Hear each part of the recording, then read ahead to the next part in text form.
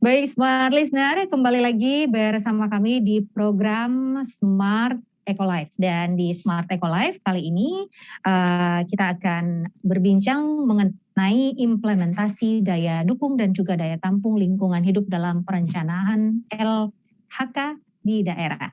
Narasumber kita untuk sore hari ini dari Pusat Pengendalian Pembangunan Ekoregion Sulawesi dan juga Maluku. Tadinya kita akan berbincang bersama dengan Pak Darmansyah selaku Kepala Pusat Pengendalian Pembangunan Ekoregion Sulawesi dan juga Maluku.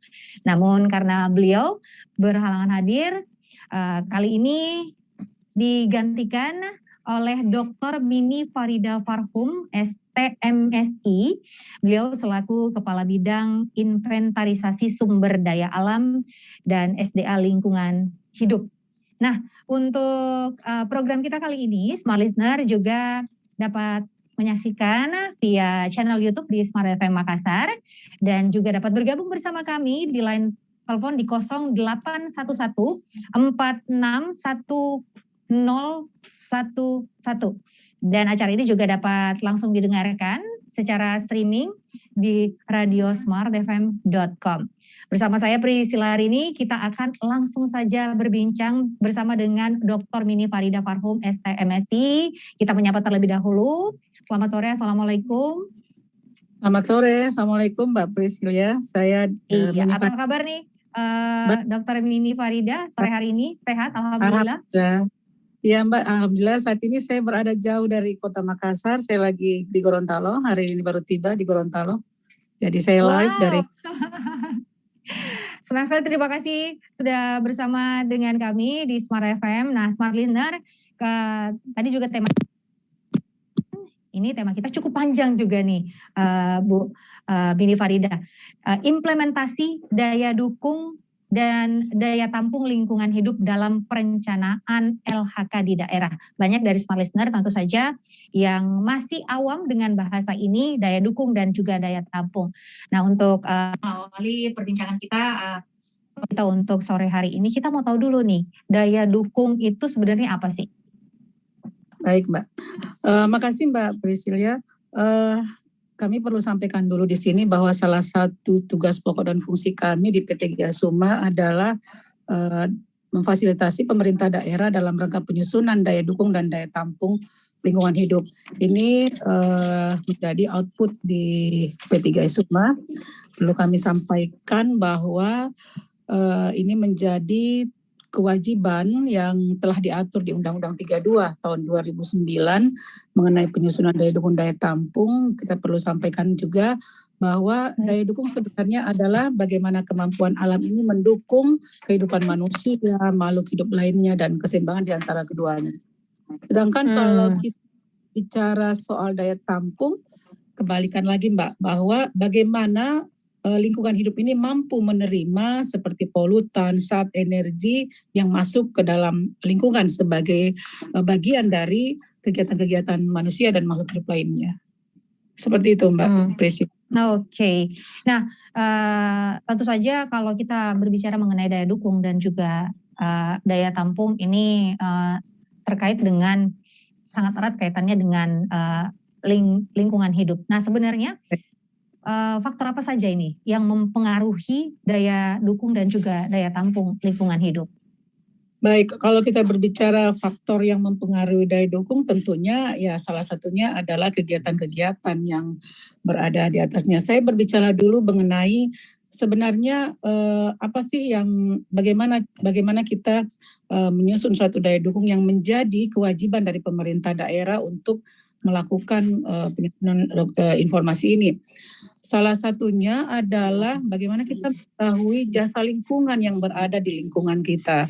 Ada sekitar 14 jasa lingkungan, ada yang menjadi pengaruh di dalam penyusunan daya dukung ini.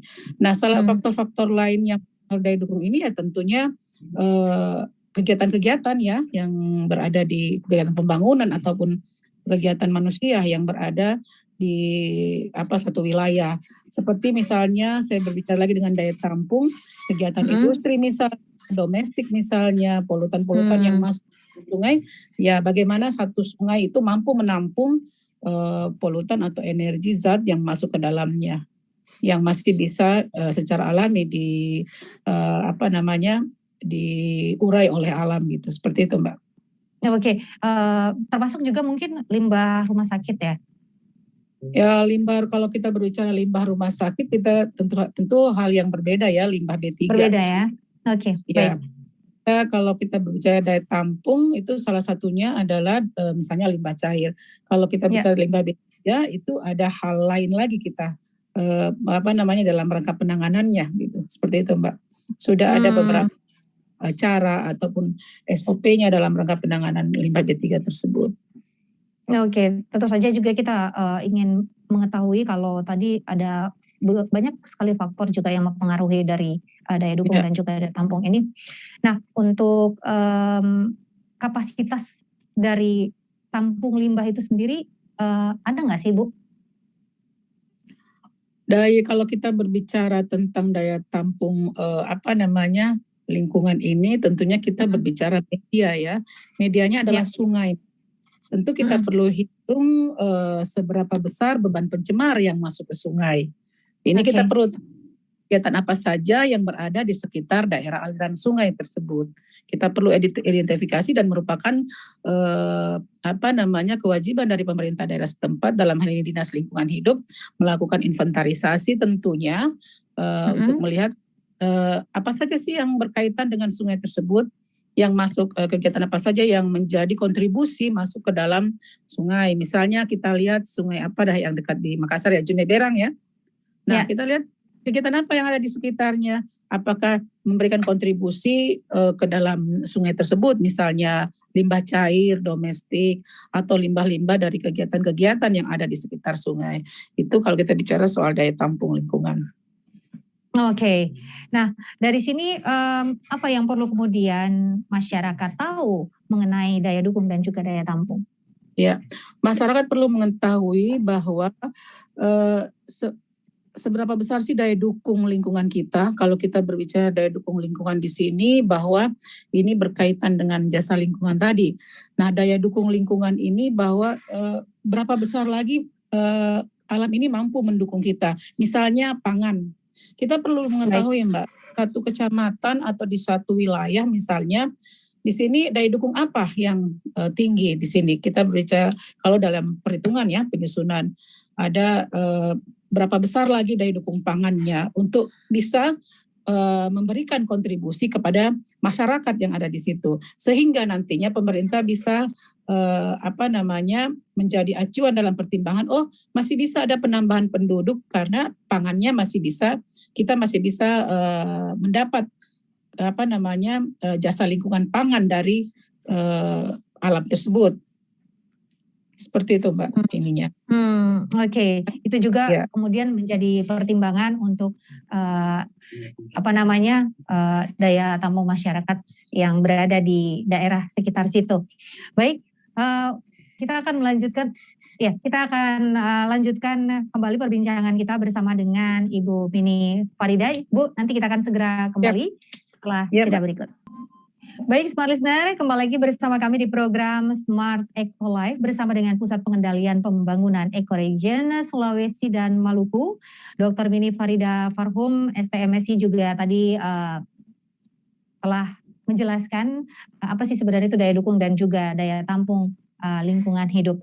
Nah, kali ini kita mau tahu nih manfaat dari daya dukung sendiri untuk pemerintah daerah itu seperti apa sih, Bu? Ya, baik Mbak Priscilla, terima kasih untuk pertanyaannya. Sebenarnya daya dukung daya tampung ini lebih ke arah bagaimana pemerintah daerah menjadikan dasar pengambilan keputusan dalam pelaksanaan pembangunan dan konservasi lingkungan.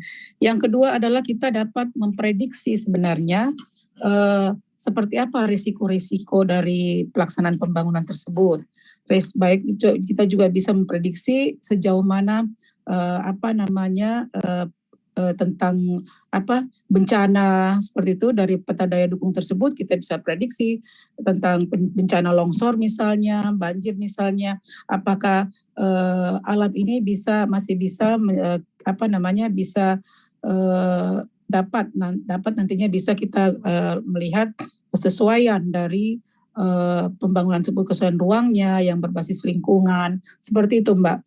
Melakukan prediksi dampak dan risiko terhadap kebijakan program-program pembangunan, pelaksanaan program pembangunan, dan juga sebagai standar dari beban lingkungan atau baku mutu lingkungan hidup nantinya. Jadikan alat pengawasan. Nah, daya dukung tersebut kita bisa jadikan juga kebijakan pada saat pemerintah daerah mau menerima seperti investor misalnya. Bisa menjadikan satu informasi bahwa daerah tersebut bisa didirikan satu misalnya hotel ya. Kita bisa tahu bahwa ketersediaan airnya apakah masih cukup atau tidak, atau wilayah pemukiman misalnya kita akan bangun, apakah ketersediaan airnya cukup atau tidak. Dengan daya dukung daya tampung manfaatnya salah satunya itu Mbak, sebagai dasar pengambilan keputusan nantinya oleh pemerintah daerah dalam pelaksanaan pembangunan.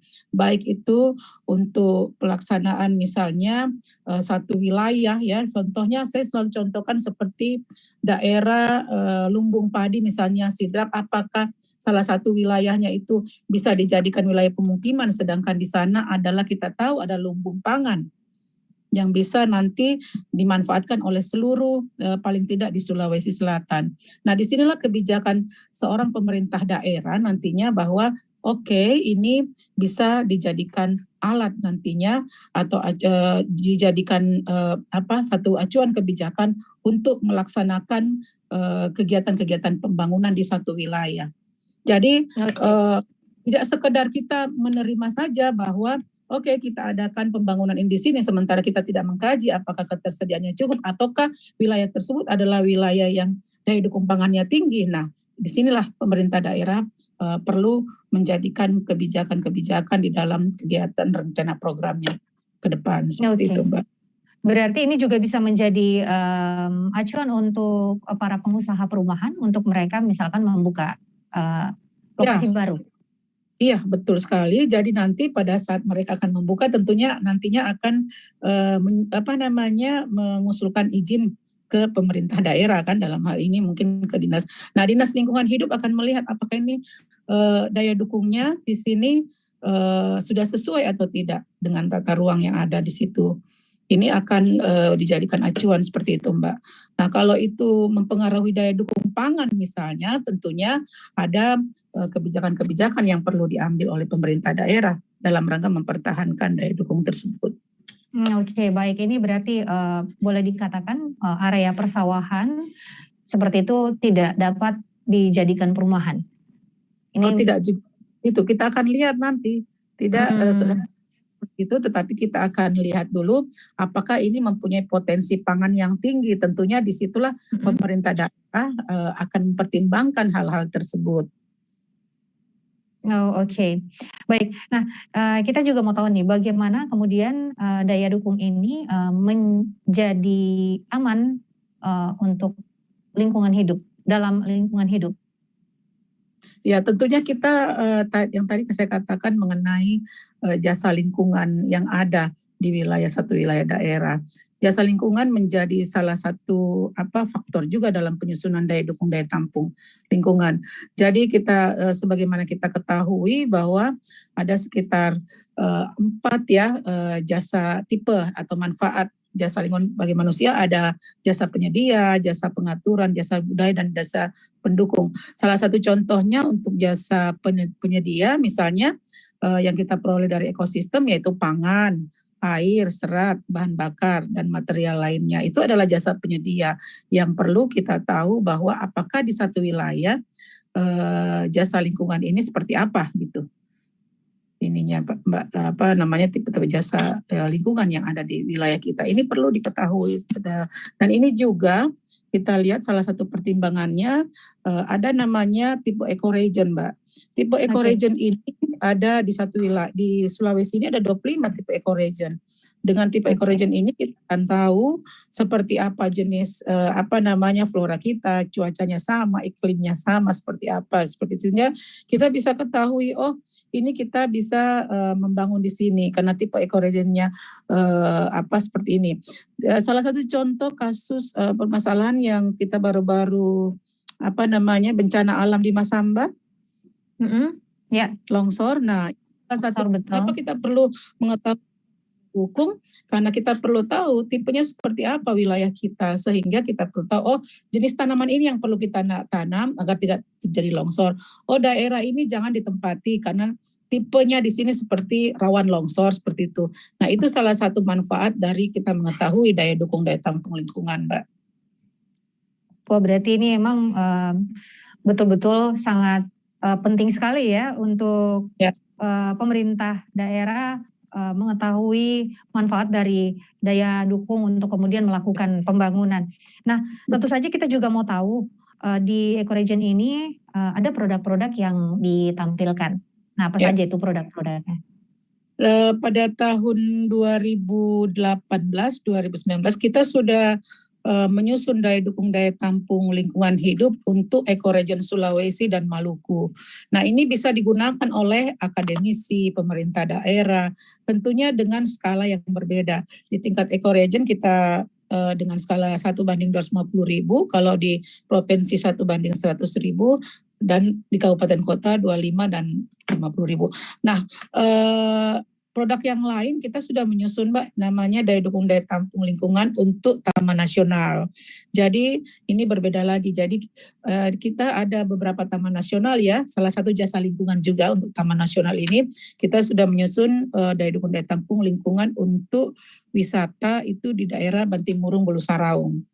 Ini produk-produk kita. Jadi setiap tahunnya pun daya dukung ini kita update gitu datanya. Sehingga teman-teman nanti bisa memperoleh data-data yang up to date ya, yang bisa ini karena di dalam penyusunan daya dukung ada data-data misalnya tutupan lahan yang tentunya ini kita lihat setiap tahunnya ada perubahan-perubahan seperti itu, Mbak. Dan data-datanya ini bisa dipakai pun. Oke, baik Bu Dr. Bidi. Kami akan kembali lagi melanjutkan perbincangan kita mengenai daya dukung dan juga daya tampung lingkungan hidup dalam perencanaan LHK di daerah setelah break. Kita akan di dalam Smart Eco Life. Baik, Smart Listener, kembali lagi bersama kami di program Smart Eco Life. Masih bersama dengan Pusat Pengendalian Pembangunan Ecoregion Sulawesi dan Maluku. Kita juga masih membahas mengenai tema kita implementasi daya dukung dan daya tampung. Nah, Bu, sebelum kita lanjut berbicara, tadi kita juga ngobrol cukup panjang mengenai hal ini. Ini seperti di awal tadi bahwa daya dukung dan juga daya tampung ini masih sangat asing bagi masyarakat ini. Kita baru dengar apa sih itu daya dukung, apa daya tampung. Nah, bahasa sederhananya itu daya dukung, daya tampung itu apa sih sebenarnya? Kalau dibahasakan lebih sederhana gitu, biar masyarakat lebih paham. Kalau kita pakai bahasa daya dukung, daya tampung kan masih agak bingung gitu. Kalau bahasa sederhananya seperti apa itu, Bu?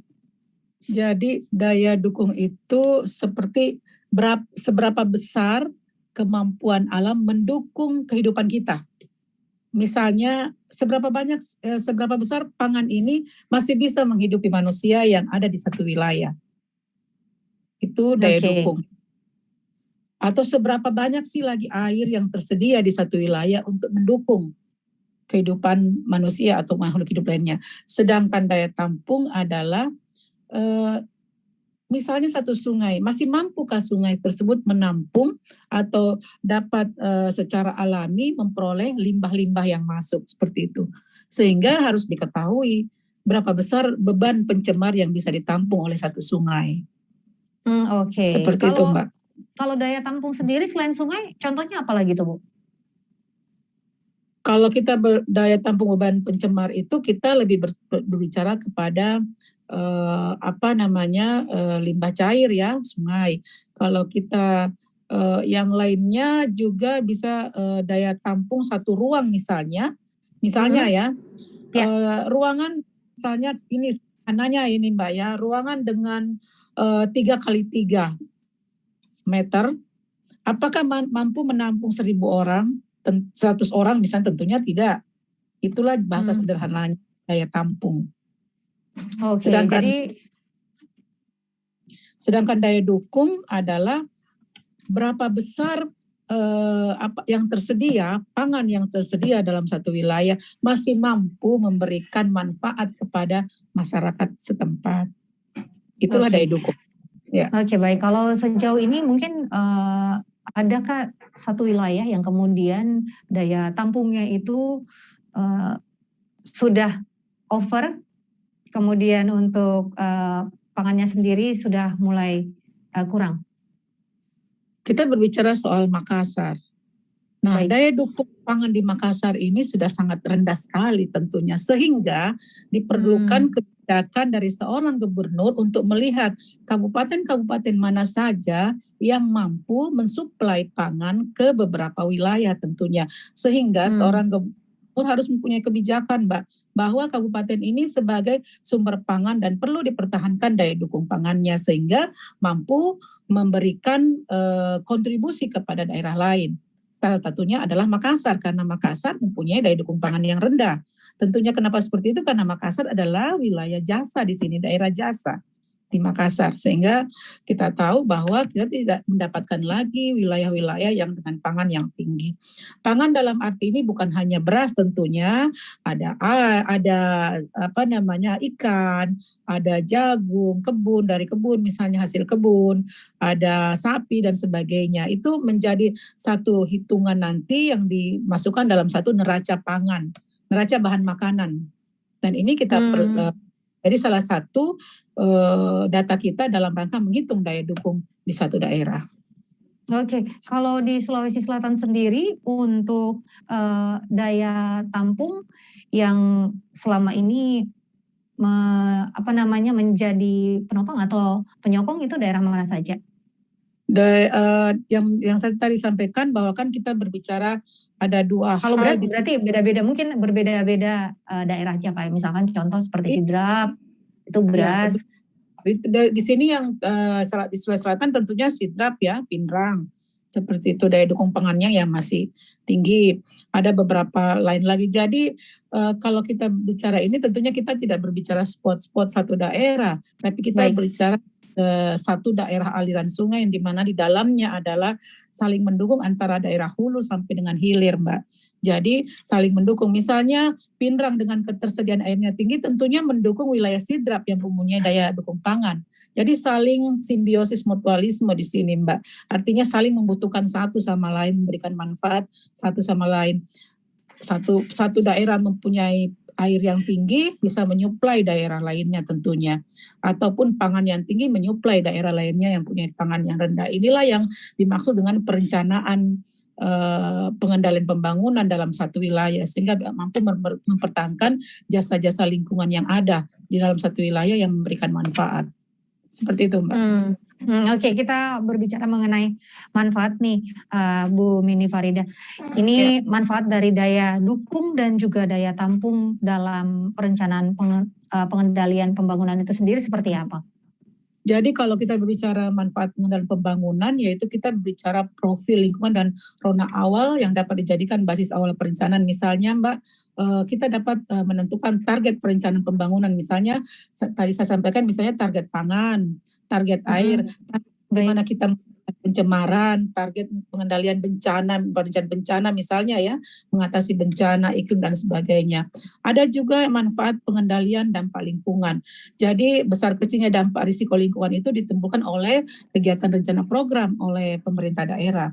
Digunakan sebagai dasar pengendalian dampak lingkungan, misalnya UKL UPL atau dari pengawasan untuk AMDAL-nya. Dapat dijadikan juga sebagai alat monitoring dan evaluasi, misalnya untuk evaluasi kelayakan kegiatan rencana program. Jadi daya dukung daya tampung lingkungan ini sebelum dijadikan kegiatan rencana program tentunya perlu dikaji dulu. Namanya kajian lingkungan hidup strategis, itu salah satu manfaat dari daya dukung. Nah, sebagai pengarah juga, jadi memberikan alat atau dukung kemampuan untuk arahan lokasi yang tepat. Tadi kita sudah bicara lokasi yang tepat, pemukiman misalnya tepat tidak didirikan di situ, bagaimana kemampuan airnya, ketersediaan airnya, bagaimana risiko lingkungan yang terkecil misalnya, ataukah dia risiko bencana di situ. Tadi Mbak sampaikan mengenai Antang ya, di mana di situ ada kita dengan daya dukung daya tampung, peta daya dukung daya tampung ini kita diperlihatkan bahwa ini adalah daerah risiko longsor yang tinggi, risiko bencana banjir yang tinggi misalnya. Betul. Itu Jadi informasi daya dukung itu ada peta daya dukung dan ada juga tabularnya, ada data-datanya. Ini yang kita bisa berikan kepada siapapun yang akan nanti menggunakan ini dalam rangka pengendalian pembangunan untuk perencanaan di satu daerah, seperti itu, Mbak. Oke, jadi semestinya sebelum memulai pembangunan ini harus tahu dulu daya dukungnya ini seperti apa, kemudian daya tampungnya seperti apa, ya kan? Kemudian barulah pembangunan itu boleh dilanjutkan. Karena kalau tidak nantinya bisa seperti yang terjadi di Antang, sebenarnya itu adalah daerah resapan air, kemudian itu dijadikan perumahan di situ, akhirnya kasihan juga untuk masyarakat yang bermukim di sana kan, setiap tahunnya mereka harus dapat kiriman banjir seperti itu. Nah, ini betul sekali seperti Bu Mini sampaikan bahwa memang pemerintah harus benar-benar mempertimbangkan daya dukung dan juga daya tampung di satu wilayah. Nah, untuk itu kita mau tahu untuk implementasi dari daya dukung ini sendiri dan daya tampung lingkungan hidup di dalam perencanaan pembangunan daerah seperti apa sih, Bu, implementasinya? Iya, Mbak. Jadi kami di P3E Suma dalam hal ini tadi kita sudah menyampaikan ada beberapa dokumen-dokumen atau data-data yang sudah kita hasilkan. Nah, ini sudah kita lakukan pendampingan atau fasilitasi kepada 8 pemerintah provinsi dan sekitar 75 kabupaten kota yang kita sudah dampingi dalam rangka penyusun. Dalam hal ini kita melakukan pembinaan-pembinaan teknis. Implementasi yang lain, bagaimana daya dukung ini dijadikan acuan dalam rangka penyusunan kajian lingkungan hidup strategis misalnya, dan juga rencana pengelolaan lingkungan hidup 30 tahun ke depan yang biasa disebut RPPLH. Ini salah satu implementasi dari daya dukung daya tampung hidup yang wajib disusun oleh pemerintah daerah dan wajib disampaikan kepada masyarakat luas. Nah, kalau begitu untuk dapat datanya bagaimana caranya? Bisa nanti menghubungi kami di kantor kami, Pusat Pengendalian Pembangunan Ekoregion Sulawesi Maluku yang ada di Sudiang ya, kantor kita. Di sana bisa menghubungi saya ataupun bisa melalui Cloud Ecoregion, di aplikasi Cloud Ecoregion teman-teman bisa buka nanti. Di situ bisa dibuka dan disampaikan menginginkan data apa, apakah laporan ataukah peta atau semacam apa, dan berkoordinasi dengan kami melalui surat resmi tentunya dari instansi atau dari akademisi, tentunya teman-teman yang lagi meneliti butuh data-data ini bisa menginformasikan ke kami melalui surat tersebut. Tentunya kan harus resmi, jadi kita tahu kan. Baik, dan untuk memperoleh datanya ini untuk teman-teman mahasiswa itu biasanya ini gratis apa berbayar nggak, Bu? Gratis dong, Mbak, nggak ada yang berbayar. Oke, baik, tadi juga mahasiswa banyak tadi yang juga sempat disinggung ini ada inovasi dari Ecoregion dari Sulawesi dan juga Maluku. Ini tadi ada Nextflood, aplikasinya boleh diulang mungkin biar teman-teman mahasiswa bisa menemukan nanti di websitenya. Namanya apa? Cloud.ecoregion P3E Suma. Cloud Ecoregion P3E Suma. Di situ bisa langsung diakses melalui website P3E Suma ya. Di sana semua datanya. Betul. Bisa juga menghubungi nanti langsung ke nomor handphone saya 0812 423 1216. 13 0812 423 1216. Nanti kami akan arahkan seperti apa dalam pencarian datanya, Mbak. Wow, ini luar biasa sekali karena teman-teman mahasiswa yang sedang menyusun ini mungkin sangat terbantu sekali juga. Baik, smart listener juga yang, betul. Baik, untuk smart listener yang mau bergabung juga bersama kami, disilahkan untuk dapat menyampaikan pertanyaannya di 0811461011 terkait tema kita, yaitu implementasi daya dukung dan juga daya tampung lingkungan hidup, atau bisa langsung live comment ya di YouTube kita di Smart FM Makassar. Nah, yang menjadi kesulitan dari Dr. Mini Farida Farhum ini bersama dengan tim untuk kemudian mensosialisasikan daya dukung dan juga daya tampung di masyarakat ini apa? Yang pertama adalah tentunya kita menyusun daya dukung daya tampung itu kita perlu data yang ada di daerah ya Mbak. Karena kita menyusun daya tampung ini ada tingkat nasional, provinsi, kabupaten kota. Nah, data yang dimaksud adalah data air permukaan. Ini rata-rata kita memang sih ada dinas-dinas yang menangani ini, tetapi mungkin kita perlu lebih intensif lagi koordinasi antar dinas ya, antar antar badan, karena di sini kita tidak menyusun sendiri, tetapi kita ada koordinasi dengan dinas-dinas lainnya yang mempunyai atau yang memiliki data-data yang ada sehingga kita bisa mengolah menjadi satu informasi daya dukung daya tampung. Kesulitan yang lain adalah belum semua pemerintah daerah mampu menyusun ini. Jadi kita masih terus mensosialisasikan, masih terus mengadakan pembinaan kepada pemerintah daerah dalam rangka penyusunan daya dukung dan daya tampung ini, Mbak. Ya, oke. Baik. Ya. Baik, karena kita juga terbatas oleh waktu, kurang lebih 2 menit juga untuk Smart Eco Life juga akan segera berakhir. Untuk itu sebagai kesimpulan akhir mungkin apa yang ingin disampaikan oleh Dr. Mini Farida Farhum terkait tema kita untuk sore hari ini. Silakan. Ya, kami menekankan utamanya bagi pemerintah daerah yang mungkin lagi mendengarkan ini bahwa yang pertama adalah kewajiban kita dalam rangka pelayanan publik tentunya ya, bahwa kita perlu menginformasikan data-data dan informasi terkait dengan masyarakat ini. Salah satunya adalah daya dukung daya tampung. Jadikanlah daya dukung daya tampung lingkungan hidup ini sebagai acuan di dalam perencanaan pembangunan di daerah masing-masing. Sehingga nantinya kita akan mendapatkan lingkungan yang layak tentunya kita akan mendapatkan lingkungan yang nyaman yang bisa dirasakan oleh masyarakat. Oke, baik. Terima kasih Dr. Mini Farida Farhum, STMSI, buat waktunya telah berbincang bersama kami dalam program Smart Eco Life. Semoga sehat selalu dan sukses bersama dengan kita. Dan untuk Smart Listener yang ingin kembali mendengarkan perbincangan kita sore hari ini, bisa langsung buka di YouTube kami di Smart FM Makassar dan juga Spotify di Smart FM.